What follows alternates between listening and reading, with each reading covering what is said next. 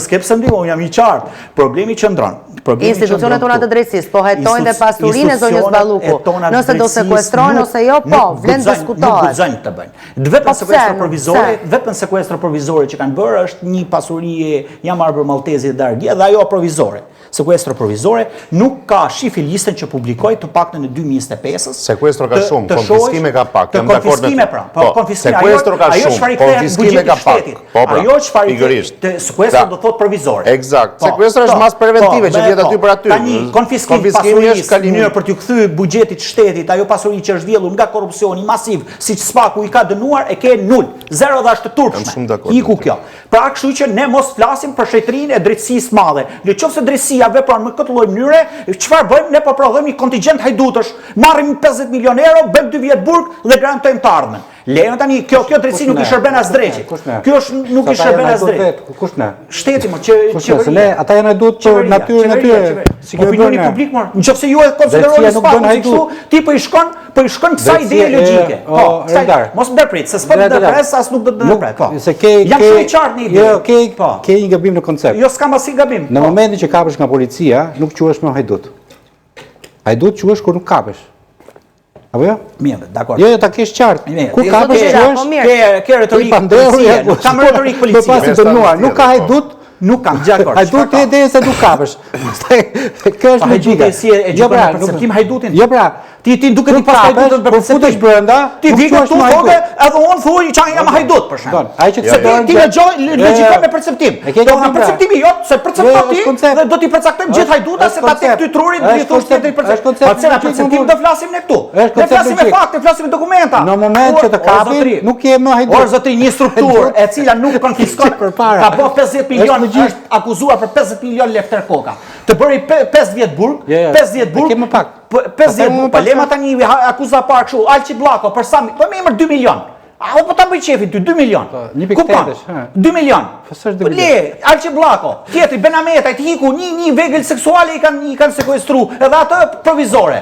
Ta dhe një letë ashim, ju e ndërtoni, provizore, se përsi provizore. Tani ju pretendoni që ta shetrojmë këtë lloj gjë.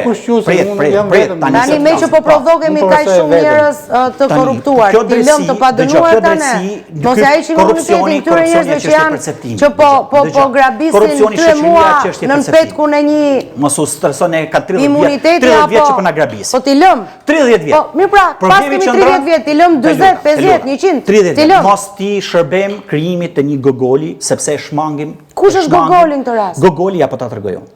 Tu ka një, këtë e thonë shumë filozof, nuk e tham unë. Pra unë për shembull jam më I parancishëm në gjithë këtë teori. Hannah Arendt, Zygmunt Bauman, të paktën këta 2 të fundit, që e kanë të analizuar shumë thellë konceptin e sistemit. Pa Habermasi se ka. Sistemi e ka tjetër teori Habermasi. Sistemi është ky. Në qoftë se nuk goditet koka, shpirti I sistemit, ne nuk kemi rrëzuar asnjë lloj gjëre. Është luftë për mullit e erës. Përmes kësaj mund të shkojë te koka, po sa paduruar ishte ministri I Shqipërisë. Benameta ishte zëvendës kryeministër dhe ministër financave. Po iku narrativa. Iku arratisi. Rama Angeli, si kodosh, këtu e ke.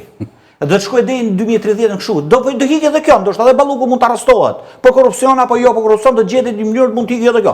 Prapë ke kjo. Bimne, apo godita rroft Spaku po bën drejtësi, Kodoshi vazhdon dhe të merr dhe 2030 po prapë dhe 4 vjet tjerë. Spaku duhet të niste nga koka thoni ju. Spaku duhet të godasi sistemin sepse po të bëjë pyetje retorike. Sistemi po ta tham unë. Kush e bëri kanabizimin e vendit të Shqipërisë?